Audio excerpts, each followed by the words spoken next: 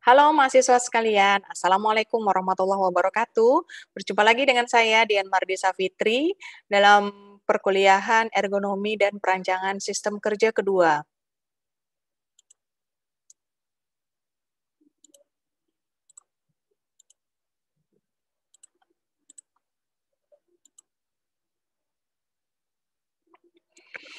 Kali ini kita akan belajar mengenai eh, bagaimana menilai risiko postur.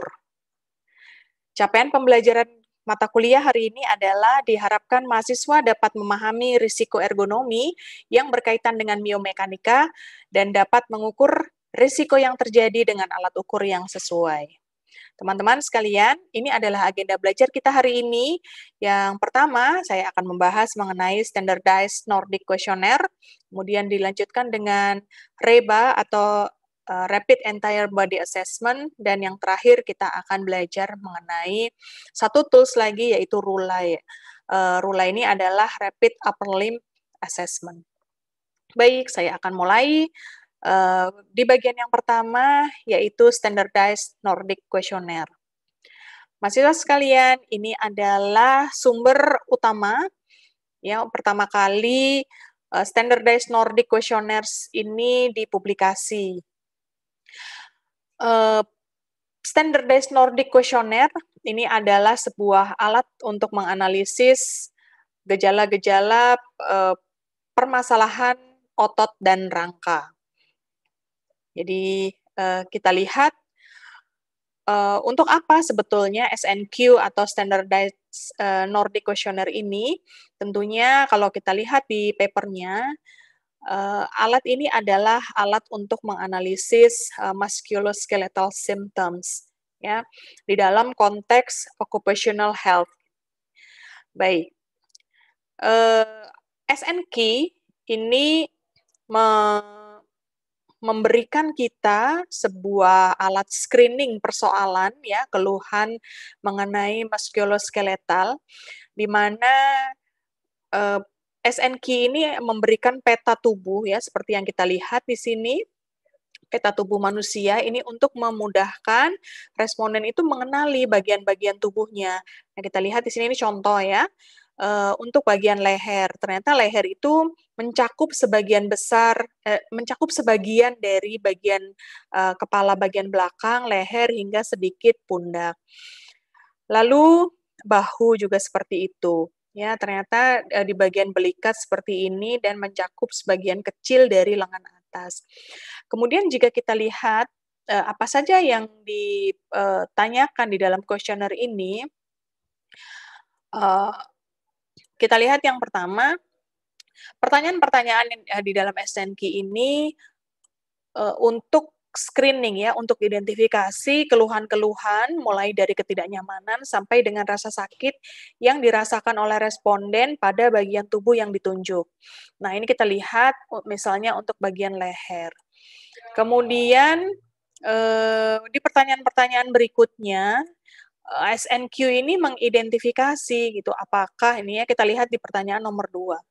Have you ever hurt your neck in an accident? Ya, jadi ini memisahkan, jadi analisis ini memisahkan apakah keluhan sakit atau ketidaknyamanan pada bagian tubuh tertentu itu apakah memang karena pekerjaannya ataukah memang ada riwayat kecelakaan sebelumnya. Nah, faktor-faktor seperti ini memang harus kita pisahkan gitu ya di dalam identifikasi masalah. Kemudian kita lihat lagi nih di pertanyaan nomor 4 gitu ya. Jadi SNQ itu menanyakan apakah riwayat ya keluhan atau rasa sakit itu selama 12 bulan terakhir itu berapa lama durasi keluhannya. Seperti itu. Lalu di bagian selanjutnya lebih detail lagi ditanyakan ya. Nah, di sini responden tinggal menjawab gitu ya sesuai dengan apa yang mereka rasakan gitu ya. Nah, SNQ ini tentunya tidak hanya untuk leher dan pundak saja, tetapi juga untuk bagian-bagian tubuh yang lain. Nah, nanti setelah sesi kuliah ini kita akan berlatih bersama. Saya sudah bagikan papernya ya kepada para mahasiswa sekalian. Nanti kita akan lihat dan kita akan berlatih bagaimana menggunakan kuesioner ini. Baik, saya akan lanjutkan ya.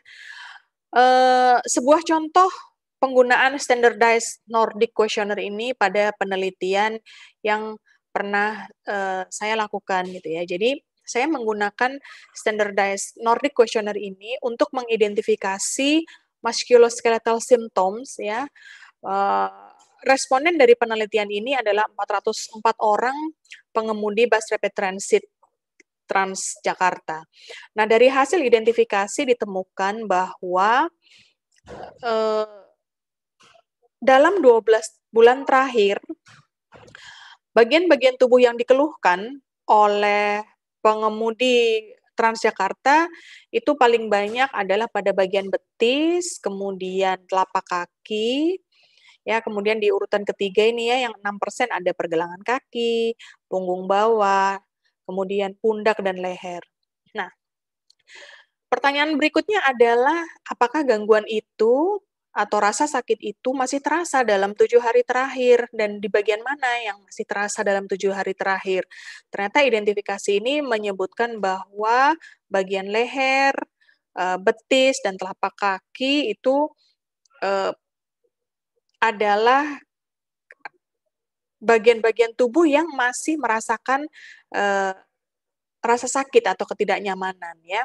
Sehingga dari keseluruhan hasil identifikasi dapat disimpulkan bahwa gangguan pada betis, telapak kaki, pundak, dan leher ini diakibatkan oleh posisi karena aktivitas mengemudi. Sebagaimana kita tahu bahwa ya fakta menunjukkan dari hasil penelitian juga bahwa rata-rata pengemudi itu bekerja selama 44,51 jam per minggu. Jadi hampir 45 jam per minggu dan kemudian muncullah keluhan-keluhan ini. Rata-rata masa kerja mereka sebagai pengemudi bus rapid transit adalah 2,1 tahun ya, sedangkan memang dari statistik juga menyebutkan bahwa responden itu telah menjadi pengemudi bus umum ya selama 3 bulan sampai 30 tahun. Jadi memang kita bisa membayangkan bahwa responden dalam penelitian ini sudah melakukan aktivitas mengemudi lama gitu ya. Kemudian muncullah gangguan-gangguan ini gitu. Baik. Yang kedua, saya akan sampaikan mengenai REBA atau Rapid Entire Body Assessment. Sumber referensi yang saya gunakan adalah paper ini ya, paper REBA ini. Jadi ini pertama kali metode REBA diperkenalkan ya, dipublikasi di dalam jurnal Applied Ergonomics tahun 2000. Dan mengenai REBA ini juga bisa kita dapatkan informasinya ya, sumbernya di Handbook of Human Factors and Ergonomics Methods. Baik. Di metode REBA itu screeningnya dengan penilaiannya itu menggunakan worksheet ini. Jadi metode REBA mengidentifikasi resiko akibat postur itu dari sudut-sudut yang dibentuk oleh bagian tubuh yang sudah ditentukan, yaitu leher, batang tubuh, dan kaki. Itu masuk ke dalam analisis A. Kemudian pada analisis selanjutnya itu akan dilihat sudut-sudut dari lengan dan pergelangan tangan. Ya, kemudian nanti kita akan gunakan tabel ini ya untuk menentukan skor akhirnya. Baik. Saya akan memberikan contoh ya. Kita akan berlatih bagaimana kita menggunakan REBA checklist ini untuk mengidentifikasi level resiko dari postur seseorang ketika dia bekerja. Ini adalah ilustrasinya ya. Jadi ada sebuah perusahaan yang memproduksi cross arm clevis yang merupakan sebuah komponen alat listrik. Ya, ini proses-prosesnya ada pemotongan, pelubangan, proses pelapisan. Kemudian mesin yang digunakan adalah mesin pon ya untuk pemotongan dan pelubangan. Kemudian jadi ini adalah aktivitas pemotongan ya. Jadi cara memotongnya adalah operatornya menarik tuas ya pada mesin. Seperti itu. Nah, ini adalah gambar situasinya. Kita lihat di sini ya bahwa punggungnya membungkuk ke depan dan sekaligus twisting, memutar menyamping. Kemudian lengannya, satu lengan berada di atas bahu, di mana ini adalah tangan kanan. Kemudian kakinya duduk dengan kaki yang menekuk dan beban yang di-handle ini ya, jadi mesin ini tuas-tuasnya itu kurang dari 10 kilogram. Kita lihat kondisinya bahwa dari pengukuran sudut leher, ternyata posisi leher dari operator itu menunduk sebesar 25 derajat ya, dan lehernya sedikit miring ke samping. Lalu posisi punggung operatornya bungkuk sekitar 30 derajat, kemudian postur kakinya duduk, lututnya menekuk, kemudian tidak ada beban. Nah, kemudian posisi dari lengan operator mengangkat ke atas untuk menggerakkan tuas dengan sudut 90 derajat lebih dari 90 derajat dan bahunya mengangkat sedikit ke atas. Sedangkan siku stretching ke atas dengan sudut lebih dari 100 derajat. Kemudian pergelangan operator berputar ke atas dan ke bawah memegang tuas dengan baik. Dan ada pengulangan gerakan dalam rentang waktu yang singkat, di mana pekerjaan ini diulang lebih dari 4 kali per menit. Baik, kita akan coba kita menilai postur tubuh operator tadi dengan menggunakan REBA Employee Assessment Worksheet. Ya. Nah, sekarang kita pertama kali lihat dulu lehernya, ya, untuk kita isi kotak di sini. Nah, kita lihat lagi informasinya bahwa ternyata lehernya menghadap ke bawah dengan sudut 25 derajat. Nah, sekarang kita lihat di dalam worksheet-nya, berarti dia masuk ke dalam posisi yang ini. Oke. Nah, berapa skornya? Ini adalah skornya. Jadi kita tuliskan 2 di sini. Baik. Sekarang kita lihat, lehernya sedikit miring ke samping. Ada pemberat lagi. Oh, berarti dia twisted ya, ditambah 1. Berarti ditambah 1 sama dengan 3 di sini untuk next score-nya. Oke, kita lanjutkan ke batang tubuh. Ya, kita lihat lagi situasinya seperti apa. Ternyata punggungnya membungkuk sekitar 30 derajat. Berarti kondisinya adalah yang ini. Oke. Skornya adalah +3. Sekarang kita lihat lagi ada tidak adjustment-nya ya. Adjustment-nya itu apabila posisi punggungnya itu twisting atau bending. Kita lihat ternyata tidak ada. Ya, tidak ada sehingga di sini kita bisa tuliskan angka 3. Sekarang kita lihat kakinya. Kakinya itu menekuk gitu ya. Menekuk bahkan karena dia berjongkok ya, menekuknya sudutnya juga dalam gitu ya. Jadi kita lihat kalau ada tekukan kaki maka skornya adalah 2. Kemudian kita lihat sudutnya lebih dari 50 derajat, berarti di sini ditambah 2 sama dengan 4. Nah, kita sudah punya skor untuk leher, skor untuk batang tubuh, dan skor untuk kaki. Sekarang kita pergunakan tabel A. Kita lihat di sini. Next skornya 3. 3 dari mana? Dari angka ini. Kita pindahkan ke sini. Ya. Kemudian trunk skornya 3. Berarti di sini. Ya, ini ke sini. Nah, sekarang kita lihat Kakinya, nilai untuk kaki adalah 4. Nah, kita lingkari 4 yang di sini. Nah, nilai untuk A berarti adalah 8 di sini. Karena apa? Karena ini pembatasnya ya, kita akan mencari intersection-nya. Nah, di sini. Oke. Jadi, skor untuk NEC itu akan membatasi kita bahwa nanti skornya ada di kolom ini, gitu ya. Kemudian transkor dan leg score itu akan menentukan berapa nilai A-nya. Berarti di sini kita bisa taruh nilai 8. Dari mana? Dari sini. Nah, ini. Sekarang kita lihat. Ada adjustment lagi, ya, adjustment. Mengenai force and load. Sekarang kita lihat dalam statusnya ada atau tidak. Ternyata tidak terdapat beban. Berarti kita bisa kosongkan ya. Jadi skor A kita adalah 8. Baik. Skor 8, skor tabel A8 itu kita tandain di sini ya. Oke, sekarang kita nilai dulu dari lengan dan telapak tangan. Baik. Kita lihat bagaimana sudut lengannya ya. Posisi dari lengan operator mengangkat ke atas untuk menggerakkan tuas dengan sudut 90 derajat lebih dan bahunya mengangkat ke atas. Sekarang kita lihat. Yang mana ini ya?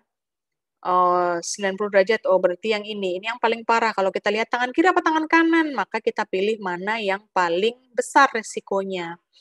Nah, tentu saja kasus kita masuk ke dalam skor yang 4 ini. Kemudian adjustment-nya bagaimana? Nah, di dalam adjustment ini kalau bahunya mengangkat ditambah 1. Kalau ada abduksi ditambah 1.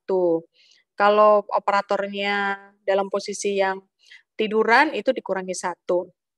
Nah, dalam kasus kita ini ya ditambah 1. Jadi 4 ditambah 1 sama dengan 5. Oke. Kemudian kita lihat dari lower arm-nya. Lower arm-nya seperti apa? Ya. Mungkin bisa lebih jelas di sini ya. Nah, lower arm-nya kita lihat ya, tadi kita menentukan skor untuk lengan atas itu berdasarkan tangan kanan, karena dia yang lebih beresiko, maka sama ya. Nah, kita lihat di sini tangan kanannya ternyata lower arm-nya lurus gitu ya, sehingga kita bisa menganggap bahwa posisi lower arm ini netral gitu, karena lurus terhadap lengan atasnya gitu. Nah, yang mana? Berarti yang ini ya. 1, kemudian tinggal telapak tangannya. Oke. Pergelangan tangannya berputar ke atas dan ke bawah. Ya, tapi dia memegang tuas dengan baik. Nah, sekarang kita lihat kalau ke atas dan ke bawah, maka yang ini kondisinya maka skornya 2. Nah, sekarang kita sudah punya skor untuk step 7, 8, dan 9. Sekarang kita gunakan tabel B ya.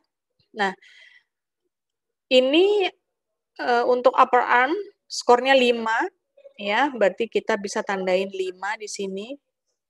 Kemudian untuk lower arm skornya 1, berarti yang ini nanti skor kita akan di sini di kolom ini. Kemudian rest position-nya 2. Nah, di mana tempatnya ini 7.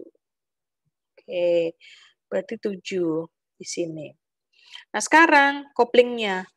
Kopling itu adalah masalah pegangan, ya. Nah, di sini ada keterangan memegang tuas dengan baik.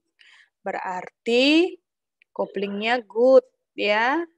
Ditambah 0, maka hasilnya 7. Sekarang kita lihat hasil B7 itu di sini, sehingga nanti skor C-nya itu ini, ya. perpotongan garis antara skor A dan skor B. Maka kita dapat skor C-nya adalah 10. Nah, untuk dapat reba skor, kita harus menambahkan dulu activity score. Sekarang kita lihat activity score-nya yang mana nih ya. Kita lihat. Ditambah 1, kalau satu atau lebih bagian tubuh itu ditahan lebih dari 1 menit. Artinya ada gerakan statis. Ditambah 1 lagi kalau ada gerakan yang berulang. Lebih dari 4 kali per menit. Atau